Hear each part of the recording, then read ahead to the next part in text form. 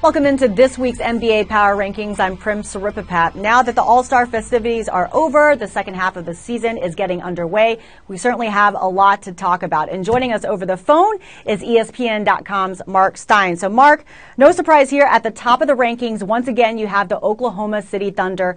Now there's news that they expect to have Russell Westbrook returning come Thursday when they take on the Miami Heat. What can we expect from them for the second half of the season? Yeah, I mean, it just looks like things are only getting better for Kevin Durant and the Thunder. It's hard to see the downside here. They'll even have a little bit of practice time to kind of work Westbrook back in. They did so well without him, way better than anybody expected. As long as you can work Westbrook back in seamlessly, and, I don't anticipate major issues there, I would think, given how many knee problems Westbrook has had in the last several months, that he is going to ease his way back into things. I would have to think that the Oklahoma City Thunder are feeling very good about themselves as everybody goes back to work this week.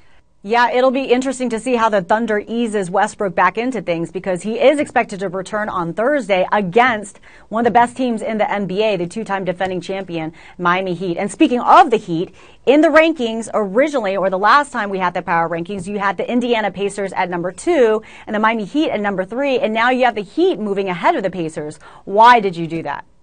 Really, when you look at it, Indiana has been ahead of Miami in the rankings really the whole regular season. You got to go back to the preseason for the last time that Miami was actually number 1 in the East. So I think it's deserved, though, the way that Indiana has kind of taken its foot off the gas here. Now, if the Pacers can refocus, because they're really the ones who've made such a big deal out of getting the number 1 seed and knowing that they would have home court advantage. Let's see if they actually can come through and start padding that lead again, because also talking to Chris Bosh at All-Star Weekend, he was quite proud of the fact that Miami has managed to slice into Indiana's lead at the top of the East.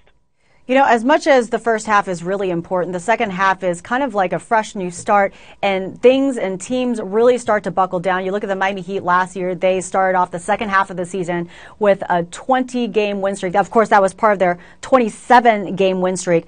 But what is the one team that we should really watch out for heading into the second half? I'm really eager to see what happens with the Atlantic Division. Can Toronto actually hang on and win that division? Brooklyn's very active here on trade deadline week, trying to make their team stronger. And then I think that race for the last couple playoff spots in the West, Phoenix, Memphis, Dallas, Golden State, the way the Warriors have kind of faded after that 10-game winning streak. A team like Minnesota, that they've been flirting with 500 all year long despite their issues in close games, but they're so far behind the 8th, 9th seed, even though they're basically a 500 team with a very good point margin. Just shows you how tough it's going to be just to make the playoffs in the West. So those two races are what I'll have my eye on. Mark Stein, always a pleasure. Thank you very much. You got it. Be sure to check out Mark Stein's Power Rankings every single week, and for all your analysis on all the games, keep it logged on to ESPN.com. For Mark Stein, I'm Prim Saripapat.